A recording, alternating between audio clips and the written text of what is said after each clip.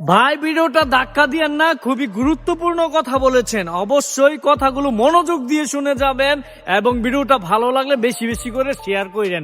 আগে ওনার কথাগুলো শুনেন। 24 ঘন্টার মধ্যে অপরাধীদেরকে শনাক্ত করতে হবে এবং তাদেরকে গ্রেপ্তার করতে হবে। এখানে আসলে আমরা এর পূর্বেও দেখেছি মিরপুরে যে ঘটনাগুলো ঘটেছে, সেখানেও বিএনপির একজন নেতাকে হত্যা করা হয়েছে দোকানে প্রবেশ করে। তারাও কিন্তু হেলমেট পরিহিত অবস্থায় ছিল। তো হেলমেট পরিহিত অবস্থায় এই আক্রমণগুলো অনেকাংশে বেড়ে যাচ্ছে এবং আমরা মনে করি যে এখানে আসলে যে কায়দায় গুলিগুলো চালানো হচ্ছে তাদেরকে দেখেই মনে হয় যে তারা আসলে প্রফেশনাল।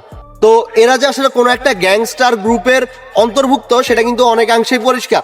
তো প্রশাসনকে আসলে এই গ্যাংস্টার থেকে শুরু করে যারা নিরাপত্তাগুলোকে বিঘ্নিত করছে তাদের বিরুদ্ধে অবিলম্বে ব্যবস্থা নিতে হবে এবং এর সাথে যে পতিত ফ্যাসিস্টদের কোনো সম্পর্ক আছে কিনা সেটা অবশ্যই দেখতে হবে। এবং আমরা মনে করি যারা আসলে রাষ্ট্রকে অস্থিতিশীল করতে চায়, নির্বাচনকে পিছিয়ে দিতে চায়, তাদের এখানে একটা ষড়যন্ত্র থাকতে পারে, তাদের এখানে